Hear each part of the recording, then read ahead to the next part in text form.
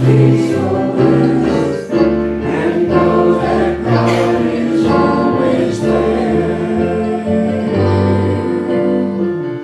And every heart becomes a prayer. Thank you, Reverend Warren, for the great meditation. So today my message is when pride becomes a good thing. I thought it was kind of cute to put up the lines, right? But when I thought about this message, several people came to mind for me, and it kind of ran the gambit. But the first person that popped into my head was my dad, because my dad was so full of pride that sometimes it would keep him from expressing who he truly wanted to be. I know that he was a sensitive man and a caring man, and he strived to communicate with people. And yet, that pride that he had kept him from being able to do that a lot of times. Because he was a military man, and he was raised to be the oldest boy, and to have that place where he was very stern and commanding. And it also made him very sure of himself in not a healthy way. But I knew that I could see the underlying current of his truth with that he is a loving, caring man in other ways that he showed. But that assuredness that he had was really pride, extreme pride. And it was his downfall because he did not want to allow himself to be wrong on one end of the spectrum, or to be kind on the other end of the spectrum, because he thought it made him vulnerable. And in that, it would open up so much for him that he just didn't know how to handle it. In fact, even he had a difficult time even hugging somebody or telling somebody that he loved them. And he got to where, when I asked him about that, he said to me, he started this whole sarcasm thing. Whenever he would see you or whatever, he would say, well, when was the last time I told you I loved you? He could never say, I love you, or he couldn't just give you a hug. He'd say, when was the last time I hugged you? But he would never, come at you with a hug, But that was your sign to come to him and give him a hug. So he never could be direct about it. And the only time that he was ever direct about saying I love you, where he would let his pride, the extreme pride that he had, wash away, was when he was making his transition. And I happened to be there, and he did say, I love you, just plain, I love you. And that was the most touching moment for me, because I knew then all that truth that I knew within him was there, and he finally let go and was able to say that. But that was a real lesson for me, because in that, I realized that I don't want my life to be so full of pride that I can't be loving and kind, and that I don't want to express anything but that child of God that I am, which is being loving and kind. So I knew that that was not the way my life wanted to be, and today that's what we're going to look at. We're going to look at pride. We're going to explore that and see what it means for our spiritual journey. And first, we have to affirm our statements of truth.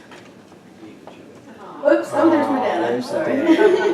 Yeah, that was my dad, on our wedding day, actually. So anyway, I am a child of God. I am deserving of good in my life. I am accepting my good now. Thank you. So pride is an interesting virtue. And you might be thinking, how could pride be a virtue? Because some people don't think it is. But a virtue is a positive trait or quality deemed to be morally good, and thus is valued as a foundation of principle and good moral being. Personal virtues are characteristics valued as promoting collective and individual greatness. And that's different virtues on the brain. But the youth children's curriculum, we even have a program that's called 52 Virtues. And the virtues, you can use them as guidelines to live your life by. And with 52 of them, you can even take one a week and focus on that, or make it your intention for the week, or just, try to work on that particular virtue and bring it forth into your life during the week. So it's really a cool thing to do. And when you read this definition, who wouldn't want to live by this? Because don't we all want to be great? People should be saying yes. Yes. And it might be difficult for you to claim that for yourself because of the first yes is gonna yes. So thank you, Bill. But we're gonna hang in there because you're gonna find out how this works. But can anybody name any other virtues? Trustworthy. Trustworthy, yes, that's a good one. Honesty, that's a good one, huh? Kindness, yes. Yeah. Huh? Helpful, that's a good one too. Yeah, love is another one. So those are all virtues, and you can see how easy it would be to incorporate them into your life. But on the opposite side of the spectrum, some of you might not think that pride fits in as a virtue. You might think of it more as a vice. And when I described how my dad dealt with pride, it really was a vice for him. But let's take a little deeper look at this. Pride is an inwardly directed emotion that carries two common meanings. With a negative connotation, pride refers to an inflated sense of one's personal status or accomplishments, often used synonymously with arrogance. And I love that pride. Hey, look at me with the big eye. Get it? And the thing we have to remember when thinking about this negative connotation, though, is that sometimes we mistakenly think that somebody could be arrogant when in fact they just might be confident. Have you ever had that happen? Because if you really are good at what you do, or you really know what you want to know, or you believe in what you believe, or you're passionate, that all comes across as confidence. But for some people, we mistake it as arrogance. And so you can see how easily it would be to see that somebody might be misconstrued in how they express pride too, right? But it might not be the case, because confidence is a very good virtue, a great virtue to use in our lives, because it gives us the ability to achieve our goals, and it can be the catalyst for some people that are so introverted to have that little bit of confidence to be able to say hello to another person, or to be able to even hug each other here in the service. You know, that little bit of confidence can do that. So you can see where pride can help with that too. But confidence also helps us as far as being able to handle difficult situations or things that we might stew over or dread. We can move forward with that because we activate that power of pride a little bit, and we build that confidence a little bit, and we're able to move forward and figure out what is our next thing to do. It also allows us to do our job or feel comfortable taking on a project or being a chairperson of a committee, or even taking on a new hobby, right? And when you take on a new hobby and you do it well, what's going to happen? You're going to be proud of that, aren't you? You're developing pride in that. And it also allows us to choose and be who we truly are, because just like I share with everybody in classes that we teach, the more you study your spiritual understanding, the better you are going to be able to stand in the truth that you know and believe. And that gives us confidence, and that makes us feel proud, right? Proud that we know what we believe, or proud to be able to say what it is we do believe. Whether it's a statement of truth, or a statement of being, or saying our statements of truth, and knowing that from within. And this is all possible and important for us on our spiritual journey because of the virtue of pride. When we look further at the definition of pride, we can see with a positive connotation, pride refers to a satisfied sense of attachment towards one or another's choices and actions, or toward a whole group of people, and is a product of praise, independent self-reflection, and fulfilled feeling of belonging. Now, what does that sound like? Doesn't it sound like unity right here? Yeah, it sounds like all of us right here. We want to feel like we are part of a group, that we can support and love each other on this spiritual journey. We find a sense of attachment with each other, don't we? We miss people when they're not here. We think of them during the week. There's somebody that's going to spark something in us, and we're going to think about that throughout every day. We'll come up with somebody else. I know we do, because I do it, and I know I'm not the only one doing it. And we want to praise and belong to each other and celebrate the good we share, which was really kind of fun that the Daily Word was about celebrations. And when we do that, we get this sense of pride that is definitely a positive blessing, don't we? Because we're proud that we are here with each other growing spiritually and sharing and doing things for each other, even if it's just bringing some cookies one day or something. And I feel like that is one of the things about unity and one of the things that we can know about each other.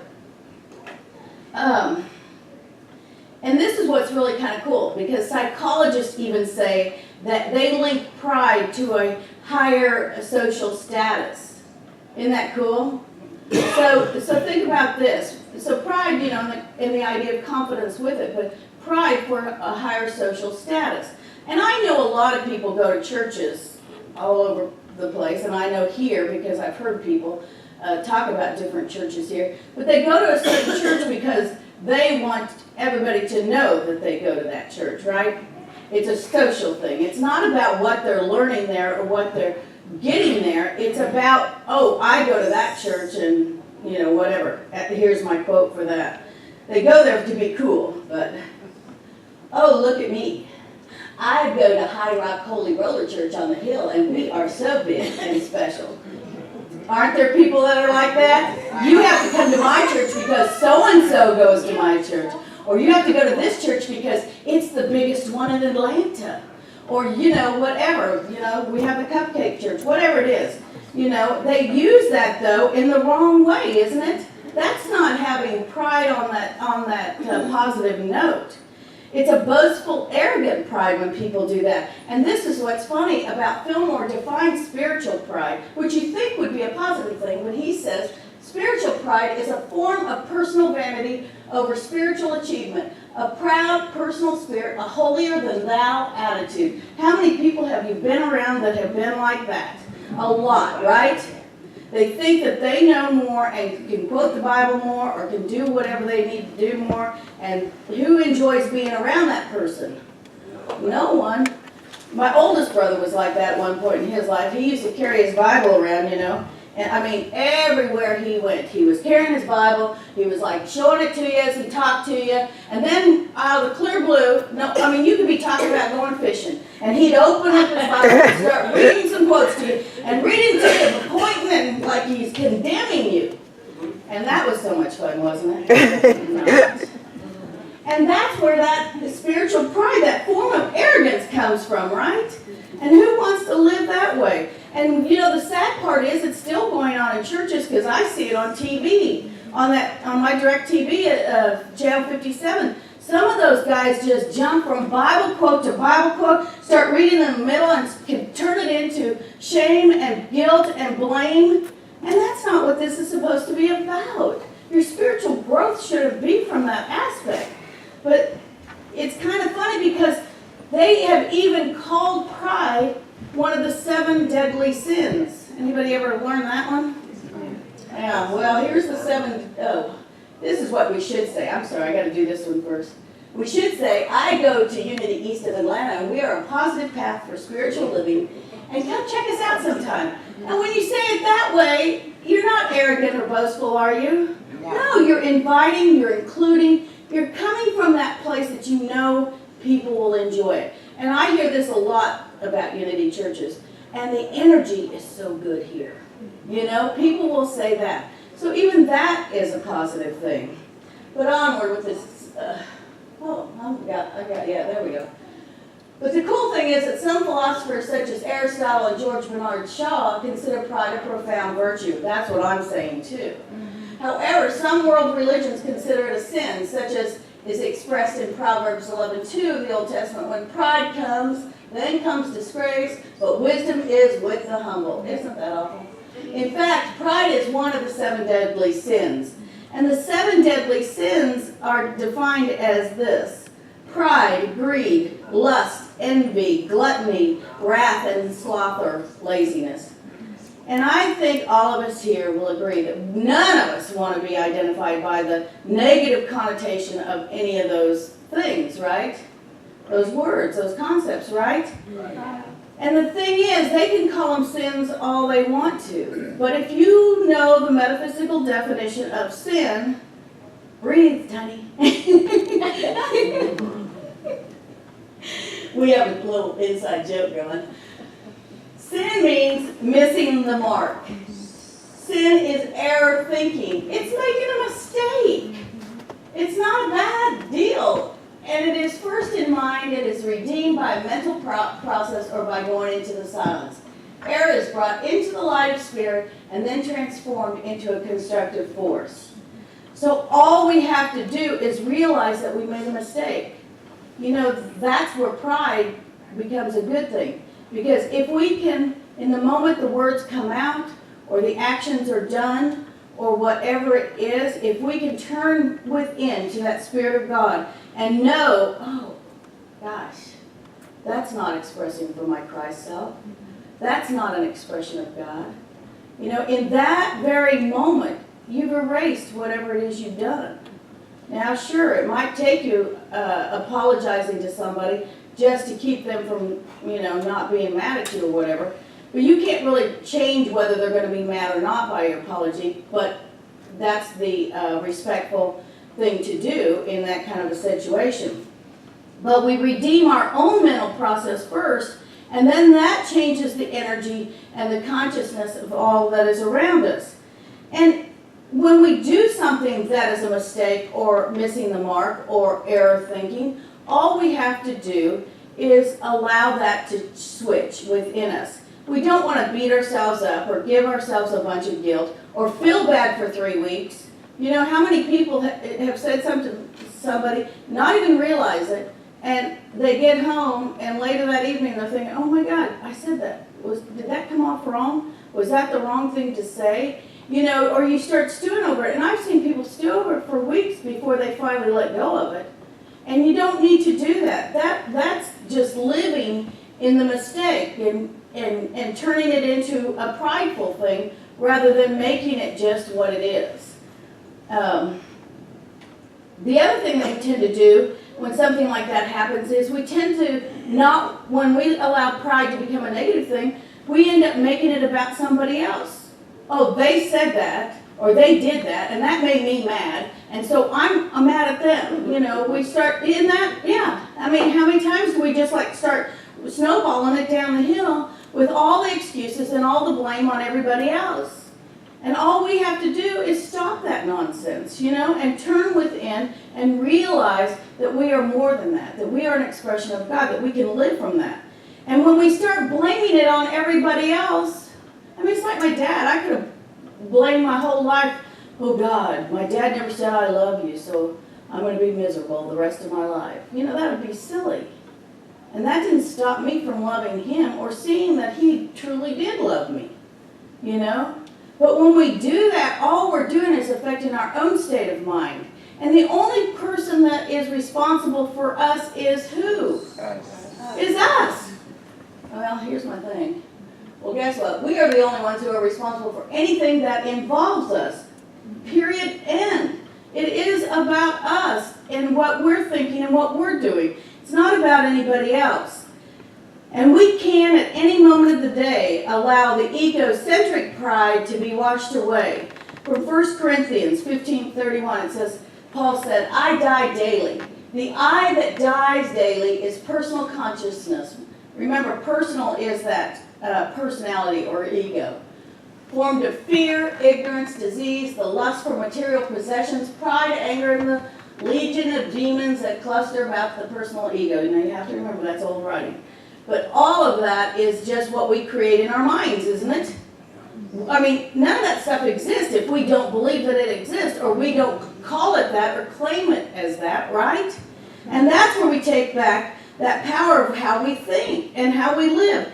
And we can live every day with that understanding from spiritual growth, from spiritual understanding. We don't have to go in that stagnating form of the drama and the chaos and just muck around in that. No. We can choose who we want to hang out with. We can choose what words we want to say. We can choose what our actions want to be because we are responsible for us. But when we are in a state of error thinking, it's hard sometimes to get out of that. It's hard to switch it.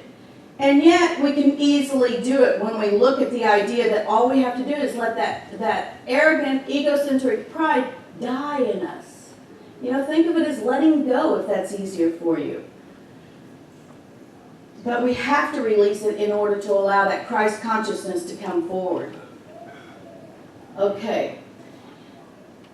And when we do that, what we're doing is, some people might say that we are looking at something as a savior, you know? Where's our savior? People use Jesus all the time as the savior. Well, the savior is, again, within us. From the revealing word, savior is defined as the Christ mind is our savior. Don't you love that old English spelling? So the Christ mind, that's that connection within us that is the direct connection with God. Through the Christ mind, we find salvation from poverty, sickness, sin, and death. Because if we are truly in the Christ mind, if we are truly connected in the presence and through the power of God that is expressing in us, and that we call the Christ, then guess what? None of that other stuff exists, does it? Yes? No? Maybe? No, it doesn't have to. We don't have to go there. And if we don't go there, we will be experiencing bliss. We will be happy. We will be living from that place that we want to live from. And it'll be easier to bring forth those powers and those virtues and all that we want to, that is longing to be expressed from us. Now this is a heavy thing from Adam's Smashing Power of Mind that I felt like really tied into this. And it says, now this was written in, Adam's Smashing Power of Mind was his first book. What was that? I thought it was Christian Healing was, I'm sorry. Huh? Okay, 30s. Our men of science have found the key that unlocks the door to the physical realm in the kingdom of the heavens. But the spiritual domains are yet to be found, and their doors unlocked by the multitude. He's saying that we are the ones that unlock the door within our own selves, right? We are the ones that make a difference within our own self.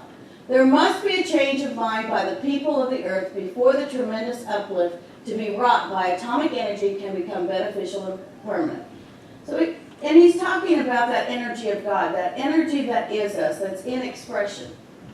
Greed and selfishness will find a way to exploit it to boost their ambition unless they are taught the truth, capital T truth. That's where we get into those churches that say, I live, my church is Holy Rock Church on the Hill, and you need to come to my church because Oprah comes there or whatever.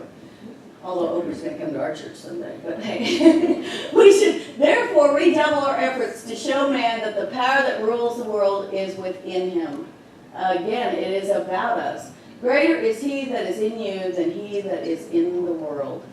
We have more power than we even know. We have more power within us than we even have ever expressed. And the moment you become tired, the moment you become frustrated, the moment you feel like, gosh, I just want to go to bed and just stay there for 3 days. Think about all that power that is within you, that is longing to be expressed, that's wanting to come out. Because, this much of that power could change how you feel in a single day. That much of that power can bring forth a lot more good than you've ever even experienced in your lifetime. And we can unlock all that. We can unlock all that and open up that realm of the kingdom of heaven right here on this earth. Because we are the ones who hold the keys. Aren't we? Yes. Yeah. And we have to make that decision to unlock our minds and allow our spirits to soar through this truth. And we are the ones that can make a difference. And that power that lies within us has been lying dormant way too long. Yesterday, even at that festival, and us hugging and us talking to people, it was just a beautiful thing. It was just an exchange of energy and smiles and hugs, and it was cool. People were feeling that. And when I thought about it at the end of the day, I said, you don't even know. I don't know who all I impacted, who I made a difference in their life. There could be some people out there that, really, really felt something that could have shifted their energy. We don't know by handing out all those daily words how many people we activated. How many kids stood in line after line after line. Judy never stopped with that spin art. And on the back of those cards of the spin art, we have all our Unity information.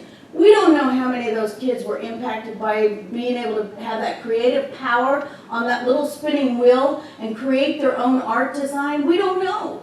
But I believe that it is going to make a difference. And everything that we do and say can make a difference. When we're out in the grocery store or we're out doing anything, doing yard work.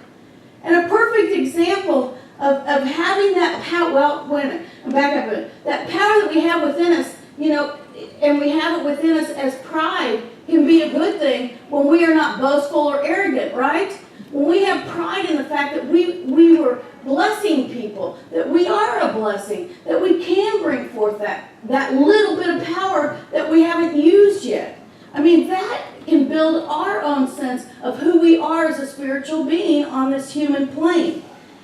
And how do we do this? How do we activate that power and still remain humble? Still remain in that place where we're not saying, we're the Holy Rock Roller Church on the Hill, come to us. Because we want to be in that place of inviting people and opening up, but we also want to be in a place where we're not forcing it on somebody or carrying around our Bibles condemning anybody, right? Well, Jesus gave us a perfect example in the washing of the feet. The washing of the feet from Revealing Word is the denial of materiality is illustrated in Jesus' washing of the apostles' feet. Even Peter, who represents faith, must be cleansed from belief in the reality of material conditions. To wash another's feet seems a menial thing, but in this humble way, Jesus taught and exemplified the willingness of divine love to serve so that man may be redeemed from the pride of the flesh. Now, Jesus was not humble in the sense that he let everybody walk all over him. He didn't, did he? He didn't even let anybody push him around. No. He stood in what he believed to be true, and he spoke those words. And so he had to have pride to be able to do that. He had to be able to express pride. And he wasn't doing it in a sinful way, like people tend to say. I mean, how can you sit there and say Jesus was full of pride, but then pride is a deadly sin? How can that be compared? And it doesn't have to be. Because that pride that Jesus had gave him the confidence and the assuredness of what he was meant to do. And he served people. And to me, the washing of the feet was him saying, I'm willing to help you. I'm willing to take care of you. I'm willing to do whatever you need in your time of need. And I appreciate Dr. Marianne sharing what Francis said to her and everything. But I'm telling you, we have told you this from the beginning, that we are here to be of service to you guys. And if there's somebody that needs us at that level, we're willing. Because we know that will make a difference in so many people's lives. And it doesn't matter who it is. We are willing to be there to wash your feet, if that need be. We are willing to be there for each other. And I think if we model that, I know all of you model that too. And I know you've done it in all different kinds of ways to help each other. And when we express humility in that way, we increase our spiritual understanding of who we are to be as a spiritual being. And we come away with more confidence. And we come away with more pride because we get a clearer understanding for ourselves. And we want to be that light and love, don't we? And that's what we're doing when we are here for each other. We're being that light and love that we truly want to be.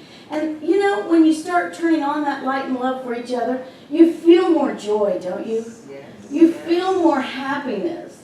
And it all comes forth and it's shared with the world. And that spiritual awareness is enlightened in that truth, that capital T truth, which is huge. From Matthew 5:14 through 16. You are the light of the world. You guys are all, let's say that together. You are the light of the world. Keep reading. A city built on a hill cannot be hid. No one, after lighting a lamp, puts it under the bushel basket, but on the lampstand, and it gives light to all in the house. In the same way, let your light shine before others so that they may see your good works and give glory to your Father in heaven. Whew, don't you want your light to shine? Don't you want to just allow yourself to be in that place where you can know that you know and that you believe what you believe? And that's what we're all about. I have to tell you that in class the other day, Reverend Warren shared about some churches that are kind of boastful and stuff, but there's some churches, that expect you to bring your W-2s to church, at the end of the year. And, they check it to make sure you're going to give your 10% or that your 10% matches up to what you've given all year. Right? I see heads turning and looking at each other. Yeah, and they do this to assess tithing, But what Warren went on to share was that the majority of those people that do that, they like it. They feel like that is their duty and that's what they like to do. They like to know that they have given that 10%. But some of them, we know, do it because they want to be able to brag to everybody. Well, I even had my W-2 checked out by my minister, and I did give my 10%, right? There are some out there like that. But the cool thing was, now don't worry, we're not going to make you bring in your W-2s. Nancy, don't run off. Just teasing you, honey. But, in the same vein, we have to ask, are you proud to be, if they're proud in what they're doing, so be it. But we have to say to ourselves, are we proud to be a member of this congregation of Unity East of Atlanta? Yes. I guess not. Yes. It wasn't a trick question. And can you say that you are proud of what you give or tithe to this church? Yes. Yes. And in the same class, Tiny shared that her sister's church, they decided the first of the year what they want to give, and they so like they tell the minister what they want to give, isn't that correct? And then they figure out how much they're going to give a month based on that annual amount. And some of them give it all in one lump sum, and some of them pay it out over the 12 months.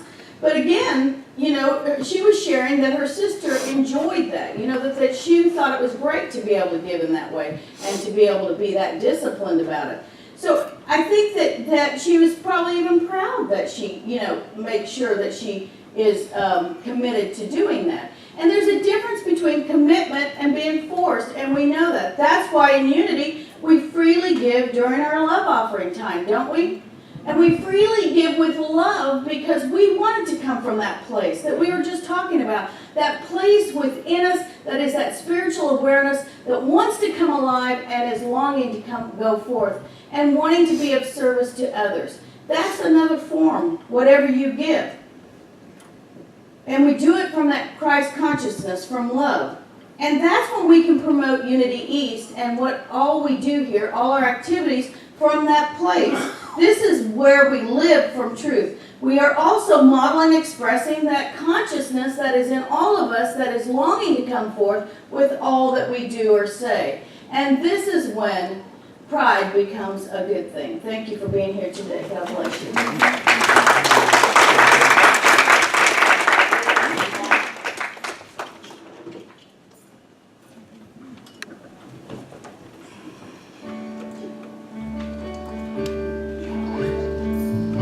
This song is called Be Still. It was recorded by the Beach Boys in 1968. And our friend Stephen Kalinich, who's actually been over here a while back, he wrote these lyrics based on a Unity Christmas card that he received.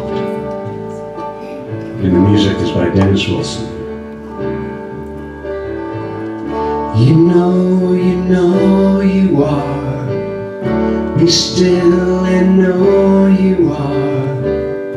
Your life was meant to be